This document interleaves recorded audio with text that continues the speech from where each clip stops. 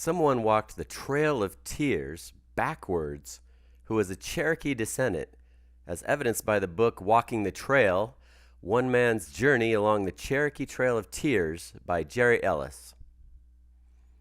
You know about the law of reversal? It's a feminine law. Donna Bell talks about the feminine principles. She says it's like a bird of paradise hanging upside down with one leg.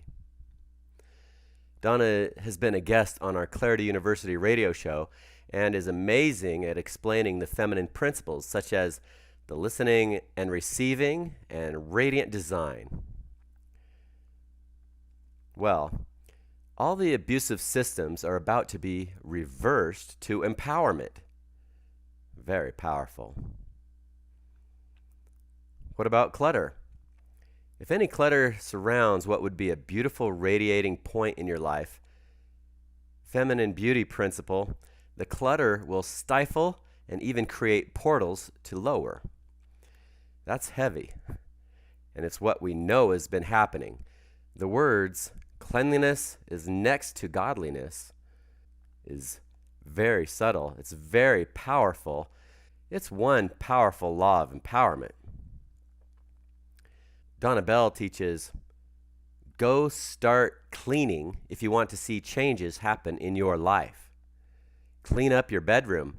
Make it your holy of holies. That's how it's really supposed to be. Clean, clean, clean. A little bit from Donna Bell. Again, the purpose of bummers is they have a bigger woo-hoo. Embrace your bummers, not for the bummer itself, but for the gold nugget of empowerment. It's an amazing reflection of what's happening inside ourselves. The purpose of life is none other than empowerment. Empowerment comes from the power of love, as opposed to the love of power. Power is not alluring to pure minds. Thomas Jefferson. This refers to the abusive power and the love of power.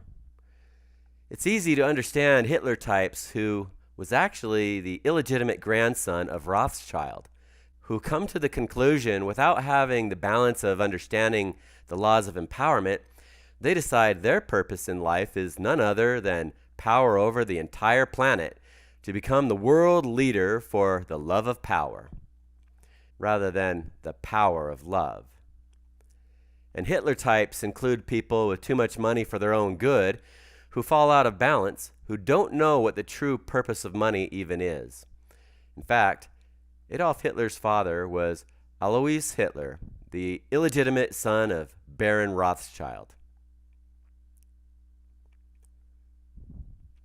Now, the definition of amoral. Number 1, not involving questions of right or wrong, without moral quality, neither moral nor immoral. Number 2, having no moral standards, restraints, or principles, unaware or indifferent to questions of right or wrong. A completely amoral person.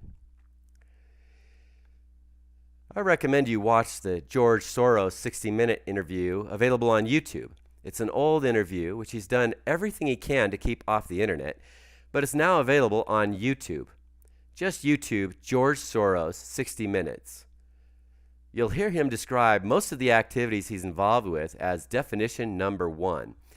Yet, he also makes it very clear that he falls into definition number 2. Hitler and George Soros are amoral personalities. The parasitic elites are amoral personalities.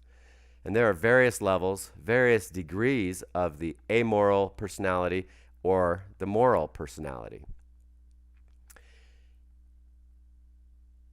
There are various different ways that we can integrate and disintegrate.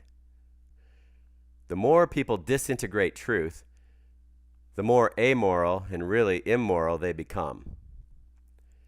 Amoral type people have no remorse.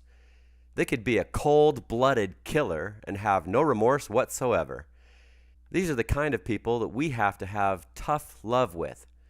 Quite frankly, these are the kinds of people that have purchased most mainstream media firms to hide behind, to use as their PR firms. Unfortunately, politics and corporate America has taken the book Crisis Management to heart. The parasitic elites are betting against us. They create campaigns to blow things out of proportion just to stir people's hearts up into anger, to turn people against each other. So they divide and conquer. Meanwhile, they scoop up the wealth that's lost. We can solve just about any kind of problem with peace, love, and joy. And just as easily, the parasitic elites can create just about any kind of problem by stirring up the hearts of the people into hate, anger, and fear. The younger generation needs to learn from our past history. We've got to be wise. We have to stay in the love just to stay safe. It's always been so easy for the parasitic elites to divide and conquer. All they have to do is rile people up with the hate, anger, and fear. Meanwhile, it's pretty simple. What we need to do is help people understand the power of the peace, love, and joy. The Beatles song, "Love is all you need. All you need is love." You know, that's smart.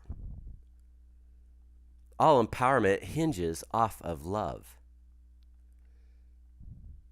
Dominant groups can ask themselves why they've even been waiting so long, punishing themselves, limiting themselves. What have they been waiting for? Are they ready for greater integration? Our strengths come from our differences when we're united on a single goal. Let that be to conquer disease, establish peace, and transcend governments worldwide. Just imagine abuse being shaken out of every system. Imagine how we can raise up a society that doesn't have any prisons, doesn't have any police, and doesn't have any oppressive government or oppressive church government. No need for insurance companies, no need for taxes, no lazy people. Everyone is producing, giving, supportive, sharing, kind, and loving. Just imagine. That sounds a lot like the John Lennon song, Imagine, which I don't think was perfect, but he did have a beautiful perspective for world peace. John Lennon was assassinated December 8th, 1980 in Manhattan, New York.